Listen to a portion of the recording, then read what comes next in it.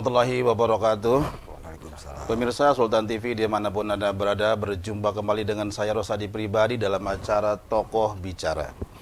Pada kesempatan kali ini kita akan bicara tentang menggali nilai-nilai kearifan lokal dalam Sabah budaya Baduy. Dan telah hadir di studio kita yaitu Bapak Uday Suhada.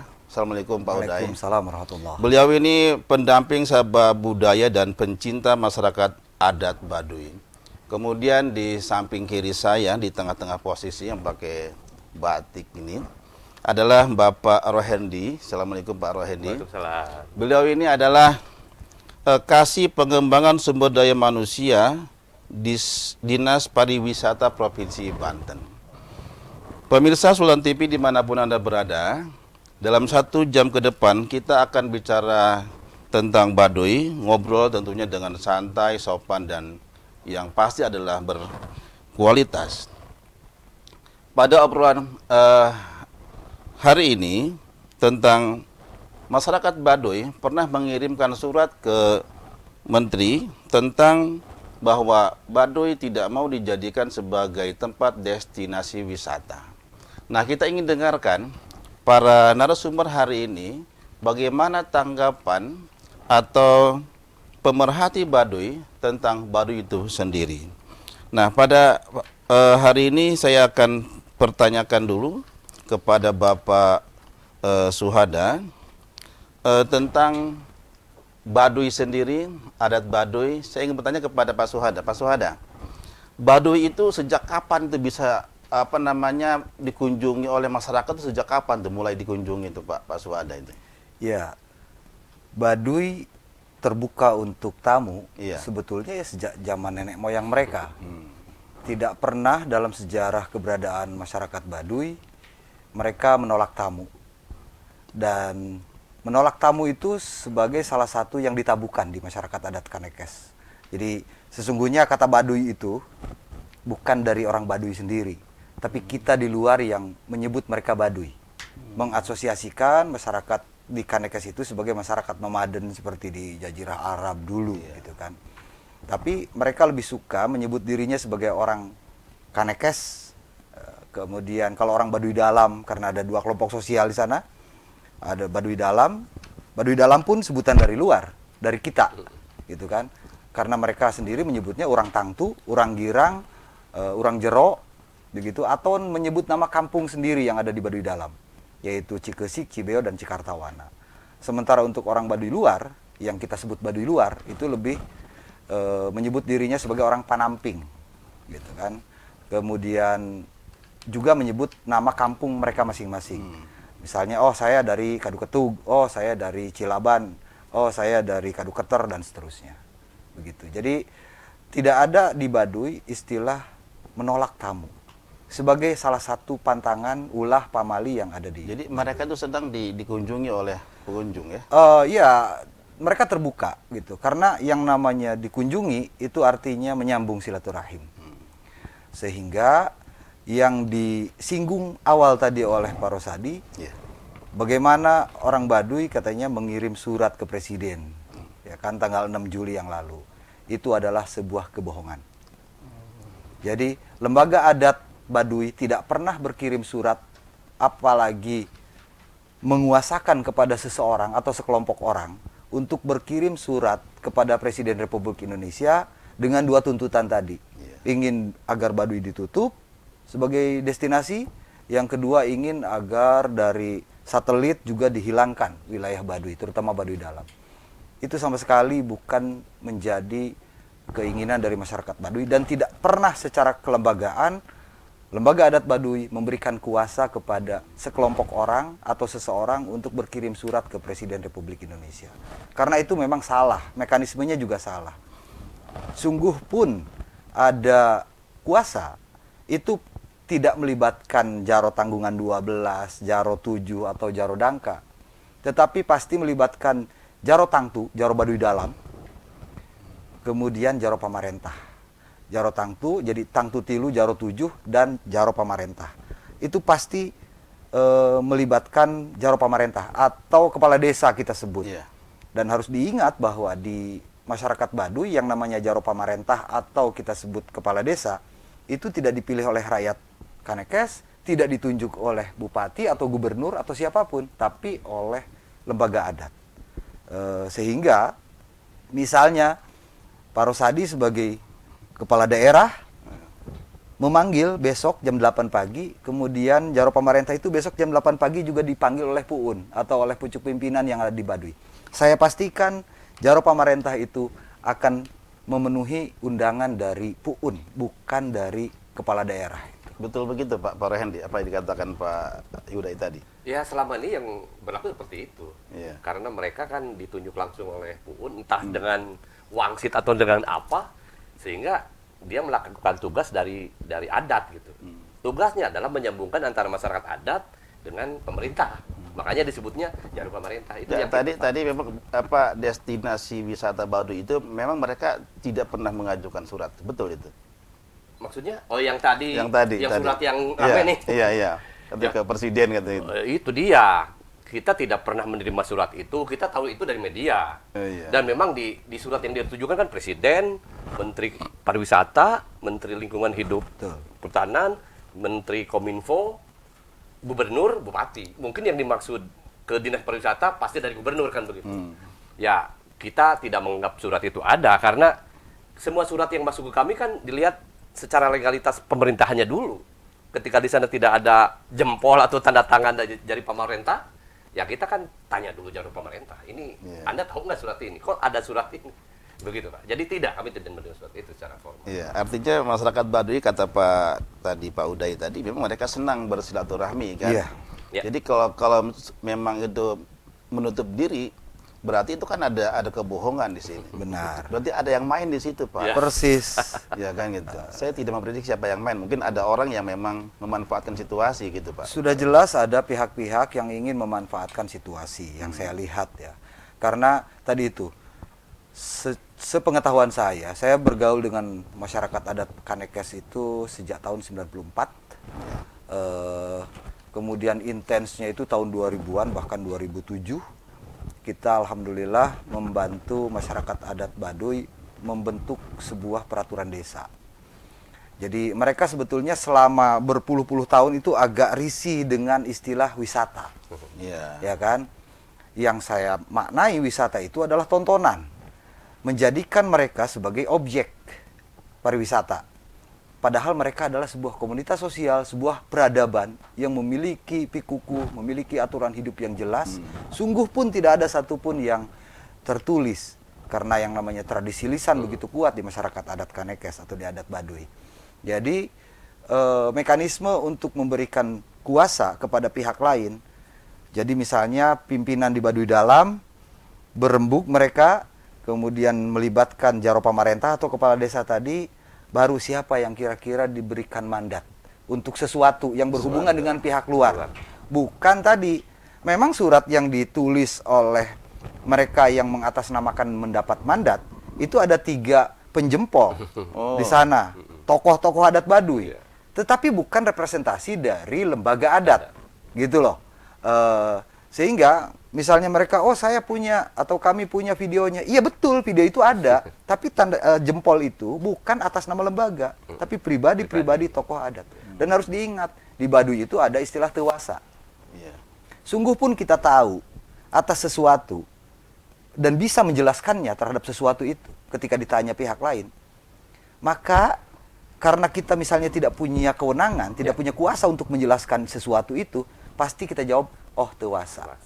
Dan harus diingat pula oleh siapapun di negeri ini bahwa lembaga adat sudah melakukan musyawarah adat dan membantah surat itu. Kemudian yang bersangkutan tadi, 3 pemimpin yang ikut menjempol juga sudah dipersalahkan dan sudah melakukan upacara adat yang namanya upacara adat permintaan maaf dan lebih dikenal lagi dengan istilah pertobatan. Jadi mereka sudah menyatakan diri sebagai pihak yang bersalah karena mengatasnamakan lembaga adat. Jadi sekali lagi kepada siapapun, kepada publik, ini harus diklarifikasi bahwa masyarakat adat Baduy atau lembaga adat Baduy tidak pernah memberikan kuasa kepada siapapun untuk berkirim surat ke Pak Presiden Republik Indonesia, apalagi kepada Heru Nugroho dan kawan-kawan itu. Ya, saya terbuka aja karena memang mereka yang mengklaim betul. sebagai pihak yang menerima mandat dari lembaga adat. Dan saya jelaskan, saya yakinkan, ini adalah sebuah pelanggaran adat, dan saya sarankan kepada mereka, segeralah datang ke lembaga adat Baduy, memintalah maaf kepada mereka. Karena ini akan jadi persoalan secara psikologis buat lembaga adat Baduy, karena bagi mereka hukum harus ditegakkan. Sebagaimana setiap tahun ketika Seba ke Bupati Lebak, ke Bupati Pandeglang, ke Bupati Serang, ke Gubernur Banten, amaratnya salah satunya tegakkan hukum. Setiap saat itu. Jadi saya kira akan lebih dewasa jika misalnya para pihak yang merasa mendapatkan mandat itu, toh mereka konon juga mencintai, menghargai, menghormati masyarakat adat Kanekes, Boyo datang ke sana, minta maaf kepada mereka agar persoalan segera clear. Gitu. Pak Rahendi, tadi saya mendengar ada kalimat wisata ya, Ya. wisata budaya Baduy. Mereka tidak mau dijadikan sebagai daerah wisata, tapi mau dijadikan sebagai Sabah wisata Baduy. Sabah budaya, bukan Sabah wisata. Sabah budaya Baduy gitu. Apa bedanya itu Pak Rahendi itu? Ya. Nanti ditambahin Pak Uday. Betul. Dari sisi kata saja Sabah dan Sabah. wisata sudah berbeda. Sabah itu menyabak Ya, gitu. Sabah itu kan dalam bahasa Sunda ya. Iya, iya. Sebenarnya Sabah itu ternyata di bahasa Jawa juga ada, Kang Uday. Iya, iya. Sabah itu kalau saya tanya ke tokoh-tokoh ahli bahasa ya, Sabah itu dari bahasa Kawi. Jawa ada keluar. Bahkan yang ditarik menjadi bahasa nasional itu katanya dari adopsi dari bahasa Jawa, bukan dari bahasa Sunda. Artinya itu sudah berbeda dari sisi itu. Tetapi ada tujuan yang sama sesungguhnya. Sama-sama bepergian keluar daerah. Wisata juga kan dari sisi definisinya bepergian keluar gitu untuk maksud tertentu. Tetapi kalau masyarakat adat Baduy kemudian kami mau ulah wisata, tapi Sabah, ya kami kan dinas, itu kan mencatat semua potensi yang ada di daerah. Pemerintah daerah manapun pasti begitu. Ketika ada satu tempat yang memiliki daya tarik, keunikan apapun, ya kemudian kita pasti sebut sebagai destinasi. Karena kita bergerak di dunia wisata, dinas kami dinas pariwisata, maka kami menyebut itu destinasi wisata. Namun sebenarnya istilah destinasi wisata itu bisa digantikan oleh bahasa yang lebih menarik. Biasanya publik akan lebih senang ketika menggunakan bahasa-bahasa lokal.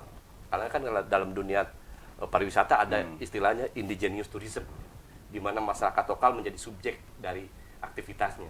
Yang lain datang ke situ itu untuk mengetahui sampai sejauh mana budaya. Maka ketika destinasi wisata diganti dengan istilah Sabah budaya, ini sangat klik sebenarnya. Iya, iya. Nah, kenapa kok sampai sekarang masih destinasi wisata gitu Kang Uday? Pertama, tempat menarik kami pasti sebut sebagai destinasi.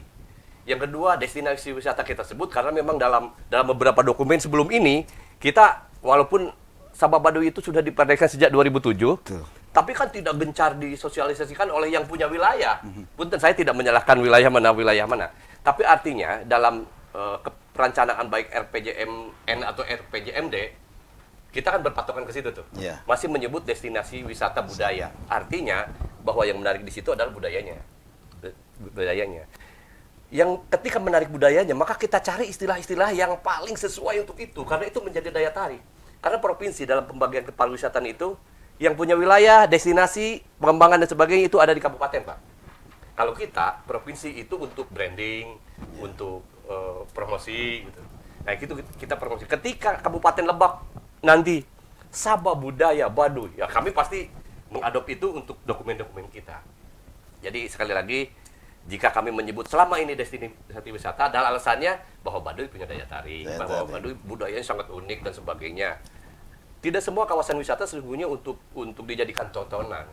Dalam Seba, dalam berbagai media yang kita sampaikan ketika ada event berhubungan dengan Baduy, kita selalu menyebut kok Kang Uday, bahwa Baduy bukan tontonan.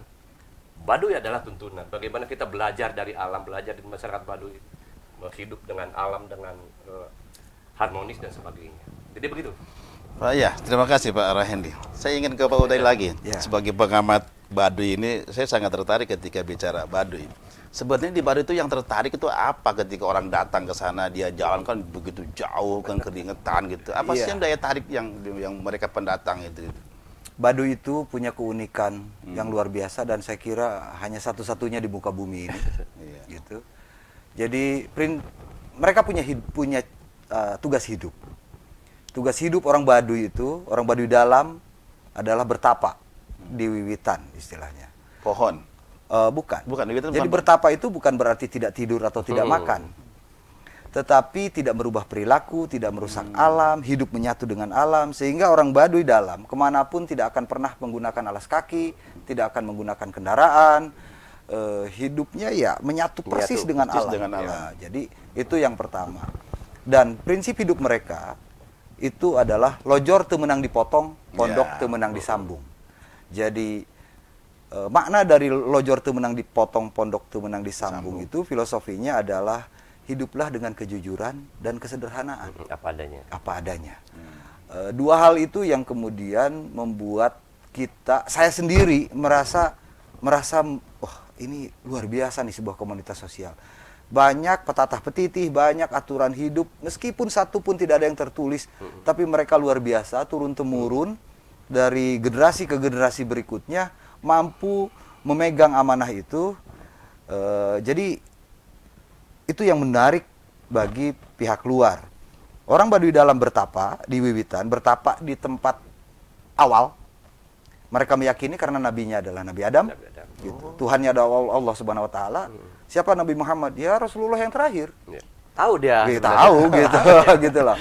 Nah, kemudian orang Baduy luar itu tugasnya menjaga orang yang sedang bertapa. Sehingga komunikasi yang terbangun antara komunitas Baduy luar dengan luar Baduy itu lebih intens, lebih longgar dibandingkan dengan orang Baduy dalam. Jadi wajar ketika banyak pihak yang kemudian tertarik untuk kenapa sih orang Baduy ini kok luar biasa kekeh. Ada bahasa begini, saya masih ingat sekali meskipun itu saya dengar tahun 96. Nu mata kami aya garapan lojor teu menang dipotong, pondok teu menang disambung, kusabab kami menang titipan ti Adam tunggal nu disebutkeun nyaeta nu disebutkeun 33 negara pancar salawe negara kawan sawidak 5. Itu tradisi lisan itu kalau untuk tokoh-tokoh adatnya pasti pada tahu gitu. Sebagian masyarakatnya juga tahu. Dari mana mereka bisa mengingat itu? Kan itu luar biasa. Nah, kembali ke persoalan wisata dan Saba. Saba ya. Secara harfiah sudah jelas. Wisata identik dengan pelesiran, hiburan, menjadikan sesuatu itu sebagai objek. Ya. Sementara Saba itu maknanya silaturahmi, saling menghormati dan menghargai adat istiadat antara tamu dengan tuan rumah. Di atas itu semua, Saba maknanya saling melindungi dan saling menjaga. Sehingga beda, mindsetnya beda. Nah, makanya saya akan terus menyampaikan ini kepada siapapun di belahan bumi manapun. Sudahlah, buang istilah wisata ketika dikaitkan dengan masyarakat adat Baduy. Kalau tempat itu adalah pegunungan, pantai, goa, laut, silahkan kalian mau camping, mau apapun di situ, mau genjerang-genjreng dan seterusnya. Di sana mereka punya aturan hidup, maka ikutilah aturan hidup itu. Dan alhamdulillah pada tanggal 18 Juli yang lalu di Baduy itu kita kedatangan Pak Deputi Bidang Pengembangan Destinasi dan Infrastruktur dari Kementerian Pariwisata dan Ekonomi Kreatif. Jadi Pak Hari itu menyambut baik harapan dari masyarakat adat Kanekes untuk merubah seluruh dokumen apapun. Pelang ada tulisan wisata budaya Baduy 70 kilo misalnya di titik mana, tolong turunkan dan ganti dengan Saba budaya Baduy. Tadi mungkin asing sekarang, tapi itu adalah unik. Ya, akan menjadi ya kan? daya tarik. Dan akan menjadi daya tarik gitu. Sehingga alhamdulillah pihak Kementerian Pariwisata Republik Indonesia itu menyambut baik usulan tadi. Dan sesungguhnya pada tahun 2007 saya bersama dua orang teman lain mencoba membantu membuat draft peraturan desa. Maka lahirlah Perdes nomor 1 tahun 2007 tentang Saba budaya dan perlindungan masyarakat adat Tatar Kanekes dalam kurung Baduy. Jadi kita berbulan-bulan, hampir 4 bulan itu dari bab ke bab, dari pasal ke pasal, ayat demi ayat, kita terus komunikasikan dengan lembaga adat. Ini bagaimana? Tatar ini gimana? Berbicara Tatar saja itu, mau Tatar Kanekes itu luar biasa lamanya. Kita diskusi panjang lebar. Jadi sesungguhnya apa yang disampaikan oleh Kang Rohendi tadi memang aturannya sudah ada, Sudah ada. pada tahun 2007 Dari melalui 2007. Perdes ini. Iya, iya. Tetapi harus diakui bahwa proses sosialisasi atas Perdes itu memang sangat terbatas. Oke Pak Rohendi, Pak Uday, kita break dulu ini. Oke.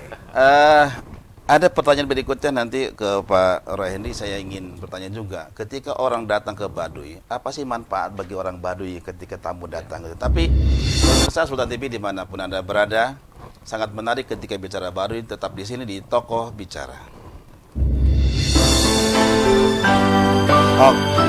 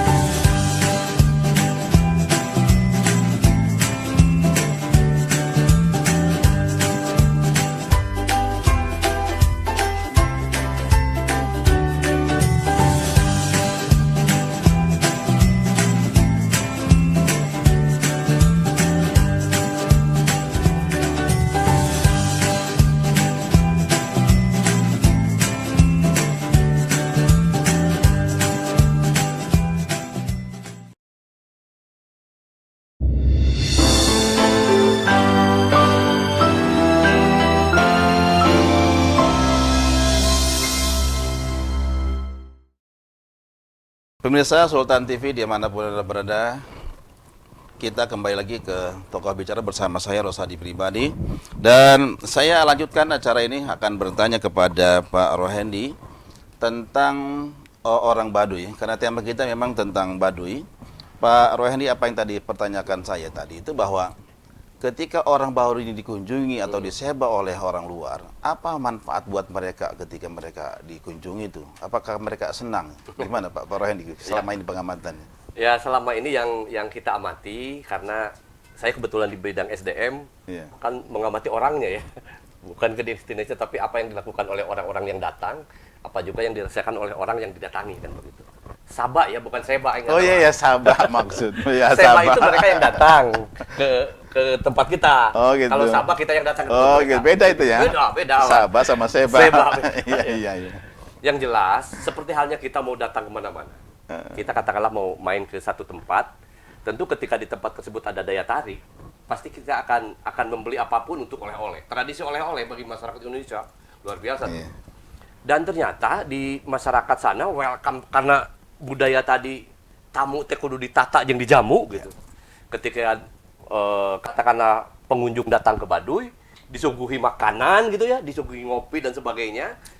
Lalu ketika dia melihat sesuatu yang berbeda dari kesehariannya biasa, misalnya ada perempuan menggunakan kain, menggunakan, ketika bertanya ini kainnya kok beda dari yang lain. Oh ini ditenun Pak, ditenun sendiri. Maka sudah barang tentu orang yang datang ke situ, pulangnya pasti gimana ya kami yang menang tenun. Pasti dia membeli tenunnya untuk oleh-oleh dia dan membiarkan pada yang lain. Jadi artinya multiplier effect dari aktivitas wisata itu. Jadi mereka bisa membeli apapun yang menarik di sana. Tentunya masyarakat sana menjadi keuntungannya ya sesuai ekonomi. Ya sesuai ekonomi. sejak dibuka kan secara resmi kalau tidak salah ya Kang Uday, tahun 1992 katanya bahwa Baduy menjadi kawasan destinasi wisata budaya ya. Betul. Itu entah tuh perdanya di mana sekarang, karena 92 jauh sebelum Banten ini menjadi provinsi. Iya. Artinya sejak itu tenun yang asalnya menjadi tradisi masyarakat saja ketika di luar berkebun sore-sore begitu ibu-ibu, sekarang marah karena tenunnya ada yang beli. Iya, iya, Gitu. laku. Laku. Gula yang biasanya untuk konsumsi mereka saja. Iya.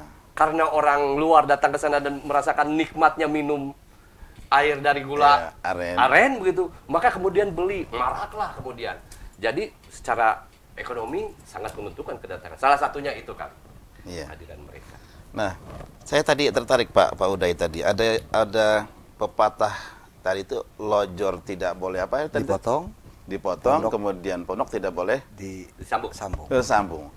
Itu makna tadi bagi orang luar paham tidak semua yang Seluruh warga komunitas adat Baduy yang sekarang jumlah penduduknya sekitar 13 ribuan, itu pasti tahu soal prinsip hidup lojor tuh menang dipotong, pondok tuh menang disambung. Sambung Gitu. itu. Karena tadi itu filsafat hidup mereka begitu. Yang secara harfiah kita bisa maknai sebagai kejujuran dan kesederhanaan. Hiduplah dengan jujur, nggak boleh nipu, nggak boleh berbohong. Itu kan sebetulnya sangat islami sekali. Betul. Iya. Iya kan? Dan hiduplah sederhana, jangan berlebih-lebihan. Ya kan? Nah, itu semuanya pasti mengetahui. Jangankan hal-hal yang prinsip seperti itu, Pak. Hal-hal sederhana saja, misalnya bercanda. Orang Baduy bercanda, tapi kemudian melukai teman candaannya dan mengeluarkan darah. Itu sebuah pelanggaran. Dan mereka harus meminta maaf. Ada proses upacara adat yang tadi betapa mereka menginginkan kedamaian, ingin memuliakan kehidupan, ingin memanusiakan manusia. Masa kita tidak memanusiakan manusia gitu sehingga menganggap mereka sebagai tontonan, ya kan, dan menyebutnya sebagai destinasi wisata. Nah, oleh karena itu mindset kita sekarang harus berubah dari wisata menjadi saba, silaturahmi gitu. Yang tadi beda maknanya dengan seba. Iya. Seba dengan saba itu jauh berbeda. Kalau seba itu orang Baduy yang setiap tahun datang ke pemerintah Kabupaten Lebak, Pandeglang, Kabupaten Serang, Seba itu plus namanya ya. provinsi Seba itu Baduy. Seba. Nah, kalau Saba kita semua yang dari luar bersilaturahmi ke orang Baduy.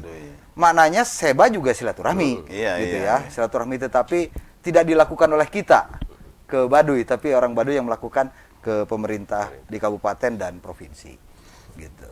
Jadi soal makna lojor itu menang dipotong, pondok itu menang disambung, seluruh warga adat Baduy itu pasti paham, pasti tahu. Saya ingin ke Pak Rohani ya. Satu lagi tentang infrastruktur di Baduy. Ya. Katanya orang Baduy tidak mau dibangunkan jalan apa gitu. Ya, kan ketika kita akan mengembangkan satu kawasan, tentu kita harus sangat paham juga, kita pelajari, diskusi berulang-ulang dengan beberapa tokoh, kita pendekatan secara personal ke para tokoh adat di sana. Ya, salah satu permintaannya, mangga bae sih padi ulinan mah, gitu kan, Ya, kira-kira. iya. Mangga wae di Sabak mah, tapi ulah tepika ieu imah kami diganti gitu ya. Oh, iya. Kemudian jalan salah satu aturan adatnya adalah bahwa tidak boleh ada kendaraan, jangankan menggunakan, jangankan memiliki, Iya. menggunakan saja tidak gitu ya. Untuk masyarakat yang taatu tentunya. Iya. Nah, kan ada tanah ulayat yang itu yang benar-benar tidak boleh. Kalau sekarang kan perbatasannya dari Ciboleger ke Tanah Ulayat itu sudah sangat terbuka sekali, ini yang kemudian menjadi banyak interaksi ya.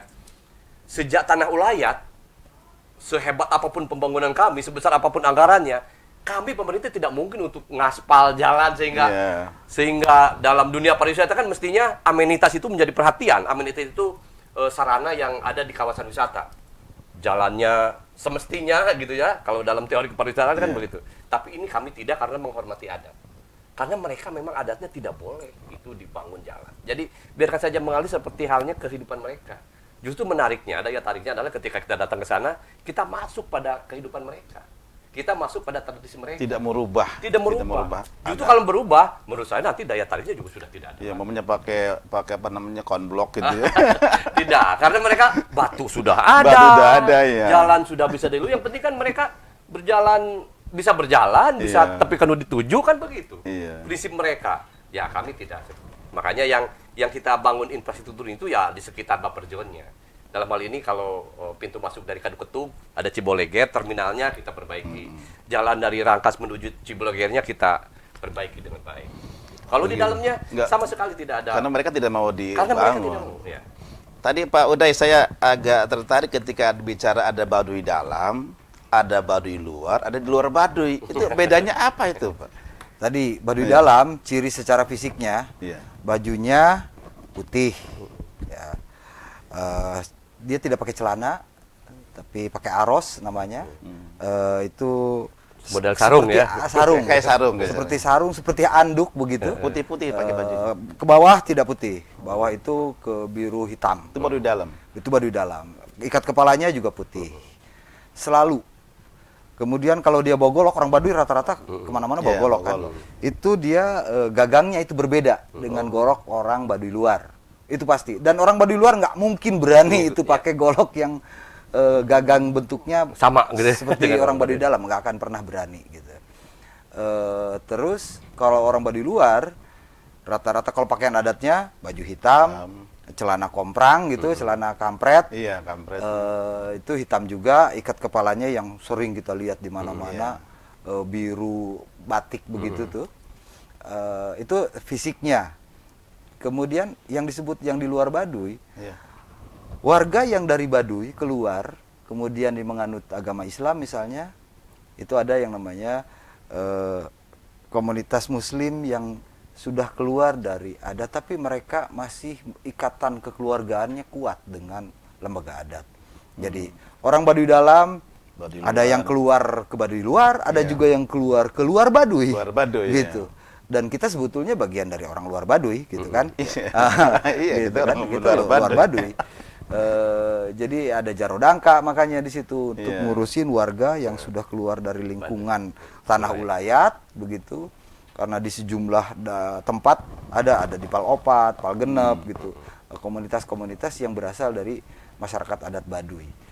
Jadi kalau kita membedakan secara fisik itu saja yang bisa kita lihat. Dan orang Baduy dalam tidak akan pernah naik kendaraan kemanapun dan tidak akan pernah menggunakan alas kaki kemanapun. Dan itu katanya ada komunitas yang 40 orang tuh, betul? Nah itu juga sesuatu yang sangat stereotip. Iya, suka Dan dibicarain. sampai ke sekarang itu masih berlangsung. Dan ini yang harus juga diluruskan. Istilah Baduy 40 itu nggak ada, Pak. Iya, iya, iya. 40 susuhunan kah, 40 orang kah, 40 Barekolot yang nggak ada juga. Itu nggak ada.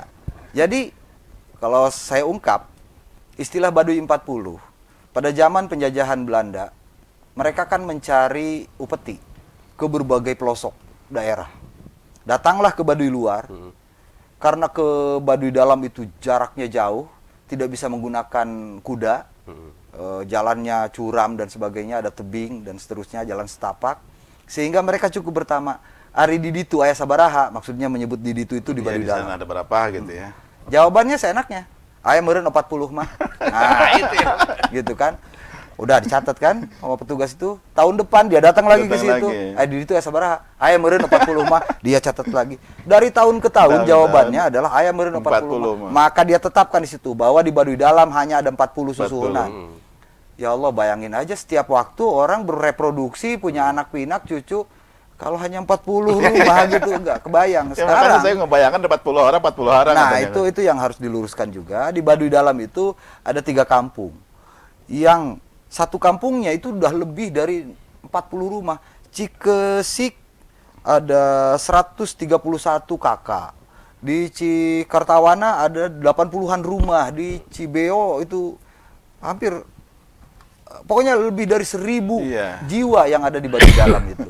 Nah, itu sejarahnya begitu. Kenapa ada istilah Baduy 40 yang sampai sekarang ternyata Iya. mungkin dari referensi Iya, referensi. selama ini dari buku-buku yang ditulis, karena memang jarang sekali buku-buku yang ditulis tentang masyarakat adat Baduy. Begitu ada pun dan tidak sesuai dengan peraturan adat, kemudian disita, harus Tidak disebarkan. tidak disebarkan. Contoh kasus tahun 2003 ada buku yang berjudul Saatnya Baduy Bicara. Yang bicara orang Baduy dalam juga. Iya. Tapi kata lembaga adat ada sejumlah hal yang salah dan harus diambil dari peredaran begitu. Dan alhamdulillah kalau buku saya sampai dengan detik ini tidak ada persoalan. Yang saya tulis tahun 2011 yang tadi Saatnya Baduy Bicara. Buku yang saya tulis tahun 2003 diterbitkannya. Kenapa tidak dikomplain oleh lembaga adat? Karena sebelum saya terbitkan, saya bawa dulu ke tokoh-tokoh adat. Banyak kan yang bisa baca. Iya, iya. Di sana meskipun mereka tidak sekolah secara resmi, tapi mereka rata-rata bisa membaca dan menulis. Setidaknya membaca. Saya bilang silahkan, mana cek yang kurang, tambahin. Yang Mana lebih, menang, gitu. mana yang boleh, mana yang tidak boleh. Ya alhamdulillah sampai dengan detik ini tidak ada persoalan soal buku yang saya susun itu. Gitu. Saya ke Pak Rohendi deh. Pak Rohendi, mereka kan dalam mengajarkan agama gitu ya. Iya. Kan tidak ada kayak kita ada buku pelajaran apa gitu. Itu bagaimana sih cara mereka mengajarkan kepada generasi berikutnya itu? Ya, itu kan soal pendidikan. Jadi bagi mereka kan Iya. pendidikannya tidak formal, ada sekolah dan sebagainya. Kehidupan sehari-hari, cara mereka bertanam, cara mereka melakukan ritual, itu bagian dari pendidikan. Makanya hampir setiap aktivitas orang tua, masyarakat Baduy itu yang ngajak anak-anaknya untuk disertakan. Itu bagian dari pendidikan kepada generasi Termasuk berikutnya. petua-petua itu. Ya iya, tentu kepada petua-petuahnya. Iya. Hal-hal yang orang lain tidak boleh, tentu kepada anaknya disampaikan pada usia tertentu, pada batas waktu tertentu. Tidak setiap hari tentunya. Makanya ketika di kebun ngasup dan sebagainya ada anak-anak kecil yang ikut, ya itu bagian dari pola pendidikan, termasuk hal kepercayaan, wiwitan itu. Jadi disampaikan karena tentu itu menjadi pertanyaan semua yang datang ke sana, kumaha bisa apal yang tadi kata Iya. Kang Uday. Lojor temberang dipotong. Tapi anak-anak tuh sampai tahu ya karena itu caranya karena disampaikan. Dan ini pasti terjadi di hampir semua masyarakat adat yang tidak di sekolah juga pasti. Gitu. Karena esensinya kan pendidikan itu merubah sikap, bukan menyampaikan kata-kata atau menyampaikan tulisan. Itu yang mereka ajarkan kepada anak-anaknya, libatkan mereka pada setiap aktivitas orang tua. Gitu. Dan pada saatnya anak akan mengikuti apa yang dilakukan orang tua. Oke, jadi saya kembali ke Pak Uday deh. Selama banyak pengunjung ke Baduy, itu kan mereka mungkin bawa aqua, bawa apa gitu. Ya. Selama ini mereka merasa resah nggak dengan pengunjung yang datang gitu? Justru kenapa lahir Perdes itu, di samping tadi ingin merubah mindset kita dari wisata menjadi silaturahmi, yang kedua persoalan sampah yang dibawa oleh orang luar, oleh tamu. Sampah ini bukan secara fisik saja, botol minuman, bekas plastik makanan dan sebagainya, tapi juga yang batiniah, secara yang tidak nampak, yang kasat mata. Ya dua-duanya persoalan. Sampah plastik yang anorganik begitu numpuk di Baduy. Makanya saya minta kepada siapapun yang bersilaturahmi ke Kanekes untuk melakukan sabah budaya Baduy, tolong sampah yang kita bawa mendingan masukkan kepada tas kita, jangan dibuang di Baduy, bawa pulang itu sampah-sampah yang akan merugikan saudara-saudara kita di sana. Orang mereka mandi saja di Baduy dalam tidak boleh pakai sabun, tidak pakai sampo, tidak gosok gigi, tidak pakai odol, karena ingin agar di hilirnya dari hulu sungai Ciujung itu tidak tercemari oleh mereka. Begitu hebatnya cara berpikir mereka. Kita mungkin sebodoh teuing lah di belakang sana di hilir mau Ya seperti kita apa. dihargai oleh mereka Karena karena kita mereka dulu. menghargai kita. Iya. Mereka ada di hulu sungai Ciujung gitu kan. Kiblat mereka itu ada di hulu sungai Ciujung. Jadi soal sampah ini bukan sampah fisik saja. Oleh karena itu ada perlu non juga fisik saya kasihkan informasi kepada pemirsa bahwa di Baduy ada istilah nyapuan per 3 bulan. Nyapuan itu adalah upacara untuk membersihkan baik sampah secara fisik maupun non fisik. Non fisiknya contohnya kita melakukan sesuatu yang tidak baik.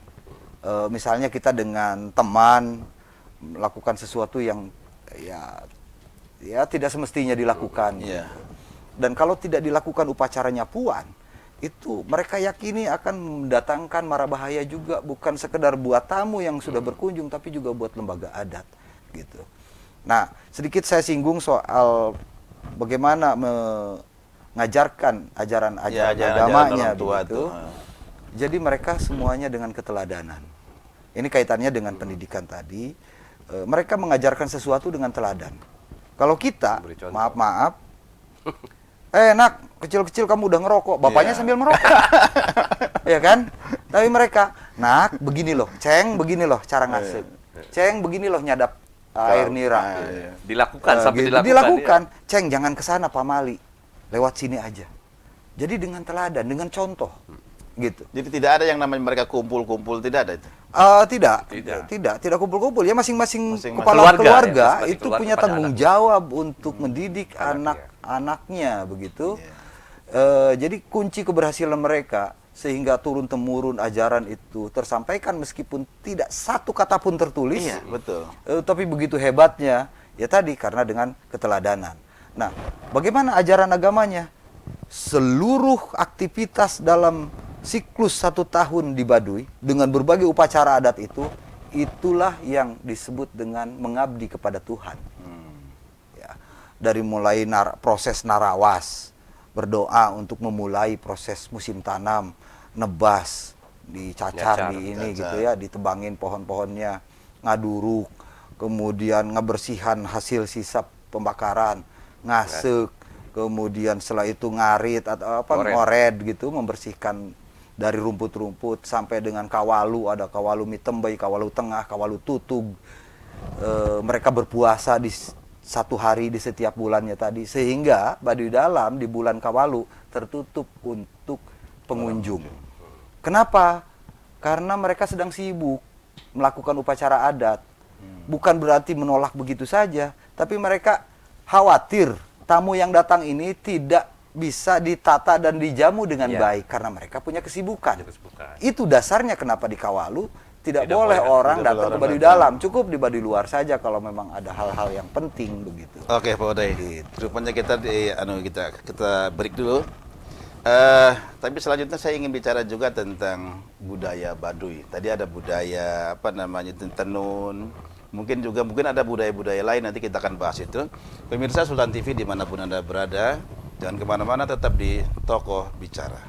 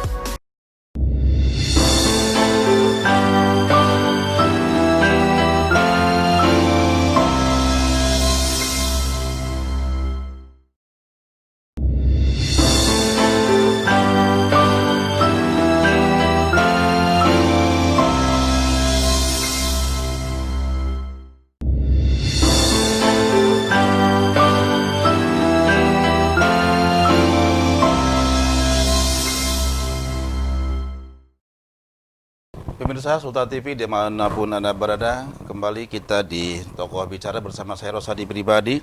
Dan selanjutnya saya akan bicara tentang budaya Baduy itu sendiri. Ada budaya Baduy itu Pak Rohendi, ada budaya tenun gitu, budaya mungkin itu budaya apa kerajinan gitu. Ada nggak budaya-budaya lain kayak tari-tarian apa gitu di Baduy itu? Ya, Baduy kan menariknya itu karena budayanya ya. Iya. Ingat bahwa budaya itu begitu banyak unsurnya. Ya, Kuncharaningrat menyebutkan ada 7 unsur kebudayaan. Dari pola hidup mereka, cara bercocok tanam, itu semuanya budaya. Oh, sudah budaya. Itu menjadi daya tarik kenapa orang datang ke situ gitu ya. Yang kasat mata kan menenun, kan tidak lagi dijumpai di masyarakat luar. Iya. Yang menarik bagi pendatang itu kan pengunjung ke sana karena apa yang tidak ada di tempat dia. Makanya dia cari di situ. Kesenian misalnya, ada nggak orang di sana ada Iya. budaya kesenian? Tentu ada, tapi mungkin bagi mereka tidak menyebut itu kesenian masalahnya. Iya. Misalnya angklung. Angklung begitu mendunia nih di mana-mana. Oh, ada angklung membawakan lagu barat, lagu nasional, lagu. Nah, itu sebenarnya intinya kalau dari sisi kebetulan saya juga pelaku seni, itu saya yakin awalnya berasal dari angklung yang berada di Tatar Kanekes. Karena di Kanekes angklung itu merupakan salah satu bagian ritual dari penanaman padi dibunyikan pada saat ngasek, dikreasi dan kemudian menjadi kesenian yang mendunia begitu.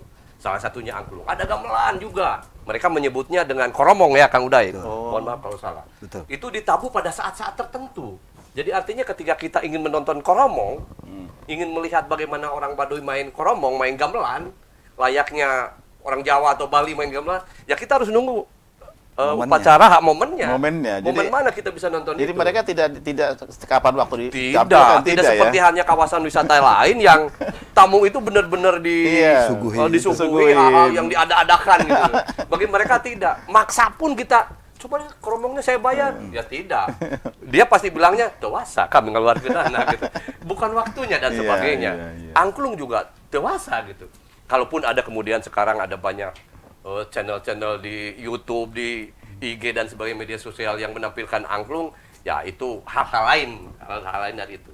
Tapi sungguh kami sudah wanti-wanti kepada para pengunjung yang akan datang ke sana, ada beberapa budaya yang memang boleh ditonton, ada beberapa budaya yang tidak boleh untuk ditonton. Salah satu yang bisa diamati dari luar ya Seba, karena memang Seba mereka datang keluar, melakukan ritual kepada pemerintah, Bapak Gede atau Ibu Gede. Nah, saya tanya pada beberapa pemangku adat, boleh nggak kalau orang mau menyaksikan seperti apa? Seba kata dia boleh Pak, karena memang itu pun dilakukan di luar. Tapi kayak kawalu dan sebagainya itu tidak bisa. Sampai saat ini saya sendiri orang Dinas Pariwisata Provinsi Banten belum tahu tuh bagaimana mereka disunat, bagaimana mereka menikah gitu ya. Ini. Karena itu ada momen-momen yang tidak boleh Ya, nggak boleh publis, dilihat, gitu. publik. Kita tidak bisa memaksakan karena namanya juga destinasi wisata budaya awalnya ya. Apalagi sekarang sudah ada Sabah budaya, kita harus benar-benar mengikuti apa yang terjadi di sana. Budaya Baduy luar biasa menarik, tapi tidak semuanya untuk ditonton karena memang bukan tontonan begitu. Kesenian ada ya ada. Mungkin bagi mereka itu bukan kesenian, tapi bagian dari ritual. Yang kemudian orang luar menyebut eta teh kesenian angklung, eta teh kesenian dog-dog, eta teh kesenian celempung dan sebagainya. Kalau mau mengembangkan kesenian Baduy, ya monggo, jangan di Baduy. Betul. Di Bawa luar. keluar, lalu kita kreasi di luar, Iya. menjadi sesuatu. Karena ini akan menambah daya tariknya nanti. Ketika kita main angklung Baduy di luar, dimainkan oleh orang luar, maka penonton akan cari tahu di mana itu yang aslinya. Iya. Pasti mengarahnya ke sana. Dan tentu kita akan mengarahkan kalau mau lihat angklung ya nanti pada saat mau ngasek. Karena memang angklung sendiri di sana tidak dibuat sembarang waktu. Bambunya juga tidak asal tebas begitu, ada waktu-waktu Ada tertentu. waktu-waktunya. Iya. Alatnya juga bagi mereka bukan alat kesenian tuh. Ini alat ritual untuk ngasek. Ternyata angklung begitu. Kira-kira begitu. Mohon maaf Kang Uday kalau salah karena saya dari mata pemerintah begitu melihatnya. Mengapa orang ingin tahu Baduy? Ya budayanya luar biasa. Itu kalau dikembangkan begitu Pak Uday boleh itu di luar. Silakan aja, banyak kok Selama pihak izin, luar yang memesan angklung misalnya, itu banyak. Di kampus-kampus biasanya tuh yang butuh itu angklung dari Baduy. Tapi yang ada yang membedakan, ada angklung buhun, ada angklung pada umumnya. Angklung buhun ini hanya ada pada saat upacara ngasek serang. Ngasek atau menanam padi pertama kali di Baduy Dalam, di 3 kampung itu. Dan alhamdulillah saya berkesempatan tahun 96 itu untuk hadir di Wah, susah upacara sekali yang itu, melihat sakral itu. itu. Dan tidak boleh ya sebenarnya. Dan tidak boleh, tapi saya diaku sebagai bagian dari keluarga mereka. Di Baduy itu ada istilah mancala putra, mancala putri. Lu Dai boleh lahir di Menes, tapi hati lu udah terikat dengan kami di sini gitu. Jadi alhamdulillah saya diakui sebagai bagian dari mereka dan dipersilahkan untuk melihat atau menyaksikan suasana yang sakral penanaman padi pertama kali, di situ angklung buhun Bunyi. sekali setahun keluar. Dan tadi betul kata Pak Rohendi, dia adalah bagian dari proses ritual keagamaan sebetulnya untuk ngasek. Ada juga suling, ada jenis-jenis lagunya yang itu selalu berhubungan dengan proses dalam apa namanya upacara itu untuk bercocok tanam gitu. Sama halnya dengan rendo gitu, jenis musik yang ada di Baduy begitu. Jadi ada beberapa jenis, tapi mereka tadi bukan untuk ditunjukkan kepada publik atraksi, jadi tontonan begitu. Hanya untuk upacara tertentu Betul. saja. Gitu. Selama ini orang Baduy itu ke pemerintah Pak Rohani pada ada minta apa gitu mereka itu? Ya, Permohonan apa gitu? permohonan mereka kepada kami adalah lindungi kami. Oh gitu. Dan ya kami melindunginya dengan cara kami kan begitu. Iya. Dengan cara setiap kita ada program, misalnya saya di bidang sumber daya manusia ya, SDM pengembangan, kita mau mengadakan pelatihan tentang bagaimana memandu wisata dan sebagainya, itu izin dulu. Nah, lalu kita melakukan pelatihan pada beberapa pemuda. Sehingga kalau sekarang kita datang ke sana ada buku tamu itu di depan. Ada orang yang jaga, itu bagian dari pembinaan kami terhadap SDM di sana supaya tamu yang masuk ke sana itu terkoordinir dengan baik. Kalau ada apa-apa, dan itu ternyata sudah ada di Perda, di Perdesnya sejak 2007. Artinya mereka meminta bantu kami Pak, lindungi kami. Kami tidak mau diusik, kami tidak mau diganggu. Ya kita berupaya dengan program. Tentu kita tidak memaksakan dengan program-program seperti ke tempat destinasi wisata lainnya. Ya, ini Pak Uday ini sebagai orang yang dekat dengan orang Baduy dan diaku oleh orang Baduy gitu ya. Nah, ketika orang di luar Baduy, kayak orang kita lah orang luar Baduy, ketika masuk ke Baduy, itu ada etika yang mesti kita lakukan sebagai pengunjung itu, tidak boleh moto dan lain sebagainya. Betul. Itu apa saja yang tidak boleh dilakukan itu, Pak? Jadi yang pertama, prinsip dasarnya silaturahmi itu, kita sebagai tamu yang harus menyesuaikan diri dengan adat istiadat atau hukum yang berlaku di masyarakat setempat. Sama halnya kita ke negara manapun, ya kan? Iya. Begitu di bandara itu turun, maka kita harus tunduk patuh kepada aturan hukum yang berlaku di negara tersebut. Begitu juga kita kalau datang ke sebuah komunitas sosial di Indonesia Timur misalnya di mana, ya kita harus tunduk patuh kepada aturan yang berlaku di sana. Pun demikian, ketika kita bersilaturahmi ke masyarakat adat Baduy, maka kita harus menyesuaikan diri dengan aturan adat yang berlaku di sana. Tidak boleh seenaknya. Makanya perlu tahu dulu aturannya. Oh, di dalam Perdes ternyata sudah diatur sedemikian rupa secara rinci bahwa harus dijelaskan tujuan Anda silaturahmi ke Baduy itu mau ngapain? Mau riset kah? Mau menggali sesuatu dalam artian news kah bagi seorang jurnalis? Mau Menemui ada siapa, kedinasan kah? Atau sekedar silaturahmi saja? Atau tadi ingin ketemu kokolot, ketemu puun atau siapa? Itu pun kalau diizinkan gitu ya. Untuk berobat misalnya atau apa saja yang diinginkan harus jelas. Untuk berapa lama, tujuan kampung mana. Nah, di dalam Perdes itu diatur. Jadi yang paling penting adalah bagaimana kita mengikuti aturan yang mereka buat. Yang mereka bukan dibuat-buat ya, yang memang sudah ada sejak dulu gitu. Bahkan sebelum Republik ini berdiri gitu. Nah, soal tadi bagaimana para pengunjung, para tamu yang sekarang kental sekali dengan IT, dengan teknologi, ada kamera dari Android saja bisa melakukan banyak hal begitu, memoto setidaknya, memvideo, bahkan ada drone gitu kan. Nah, bagi siapapun pemirsa yang ingin bersilaturahmi ke masyarakat adat Kanekes atau Baduy, tolong ketika memasuki kawasan adat Baduy dalam, tidak boleh memfoto, tidak boleh memvideo, apalagi menggunakan drone untuk didokumentasikan. Dan itu pernah terjadi peristiwa itu, peristiwa tahun 2003-an, ketika salah satu stasiun TV nasional swasta melakukan pelanggaran adat. Malah sengaja kampung Baduy dalam itu disorot, ditayangkan Sabtu dan Minggu di sebuah program yang disebut dengan Jelajah, saya ingat waktu itu. Dan itu adalah pelanggaran adat.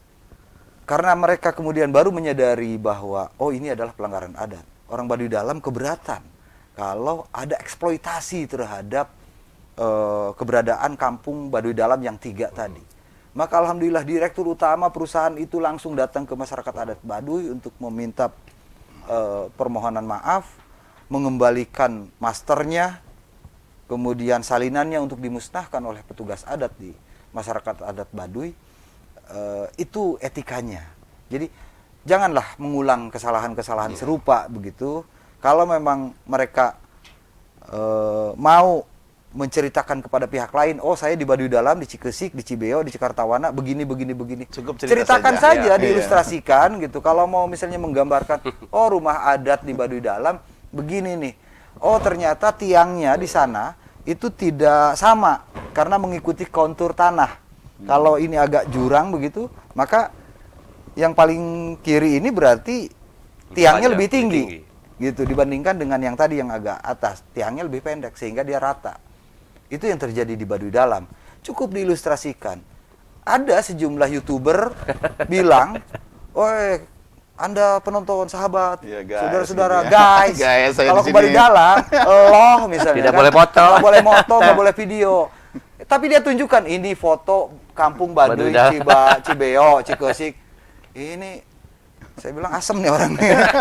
Gitu kan. Dia meminta orang lain untuk tidak memfoto, tidak memvideo, mempromosikan, iya. tapi ternyata dia sendiri yang memfoto, memasang foto rumah adat Baduy Dalam.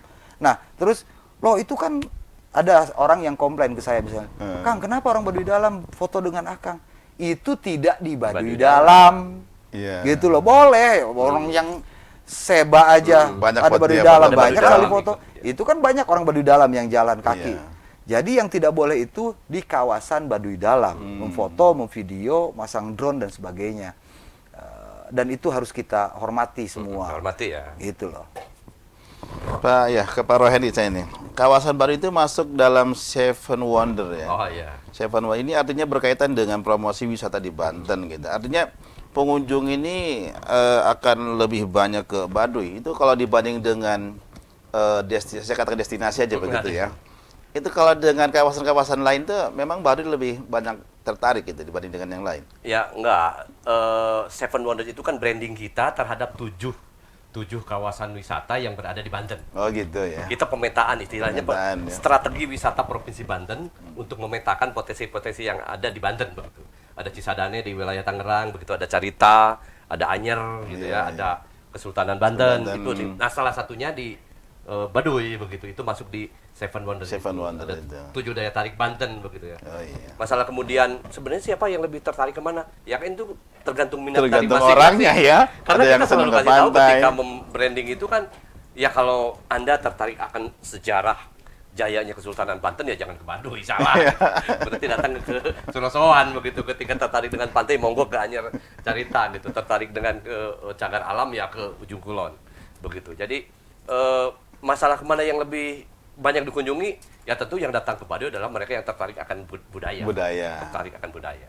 Tapi kata Pak Uday tadi, orang datang ke Baduy kan ada macam-macam niat katanya ya. Ada yang mungkin di sana ada yang datang ke ingin, ada yang berobat juga katanya begitu, ada yang katanya ada kuburan juga di sana katanya. Gimana tuh Pak Uday Ya itu itu orang? berita-berita nih. Nah ini, kalau jarang. kuburan di mana-mana ada kuburan. Ya di setiap kampung itu di sampingnya pasti ada orang mati dan dikubur. Pasti di situ. dikubur. Gitu loh. Nah ini mungkin terkait dengan kiblat dari orang Baduy. Iya. Ada yang menyebut apa namanya Arca Domas, Panembahan Arca Domas. Ada yang padahal benarnya adalah Sasaka Domas. Sasaka, ya. Bukan Arca, tidak ada Arca di Nggak ada sana. Arca. Mereka Iya, tidak menyembah iya, Arca. iya. Gitu loh. Di hulu Sungai Ciujung yang disebut Sasaka Domas yang menjadi kiblat orang Kanekes, orang Baduy, itu tidak ada yang namanya tadi Arca, apalagi kuburan siapa gitu di situ, tidak ada. Dan orang yang masuk ke sana itu tidak boleh sembarangan, jangankan orang luar, orang Baduy pun, orang Baduy luar tidak semuanya Pernah ke sana ya. pernah ke sana Dan gitu. boleh. Gitu loh. ya. Nah, belum tentu diperbolehkan. Karena ada hal-hal tertentu kadang-kadang percaya atau tidak kita dengan situasi yang di luar logika itu terjadi. Orang dari jauh aja sudah ketahuan, ini orang kayaknya udah nggak ini nih. ada yang mau datang nih, gue nggak mau nerima. Niatnya gitu. Niatnya udah kelihatan. ketahuan tuh gitu loh.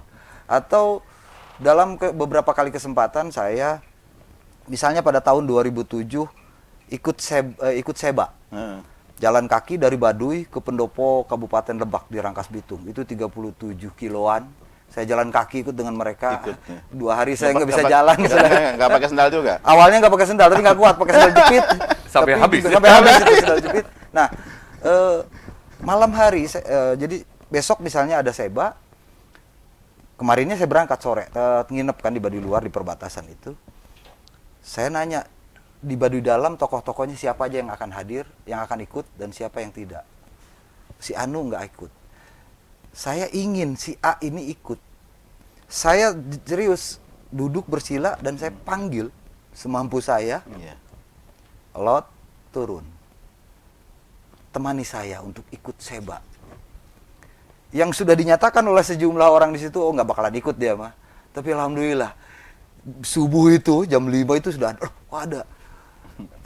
Itu percaya atau tidak gitu, dengan cara seperti itu komunikasi yang dibangun. Meditasi kayak meditasi Gitu. Atau saya misalnya, waduh, ini sesuatu yang urgent untuk disampaikan ke lembaga adat, ke tokoh adat Baduy Dalam. Sementara saya untuk ke Baduy Dalam butuh waktu 2 jam misalnya, pulang pergi berarti 4 jam, sementara waktu saya terbatas. Ya gitu aja. Jaro turun sih, gitu. Temui saya besok di Ciboleger gitu. Ini ilmunya udah beda nih. Enggak.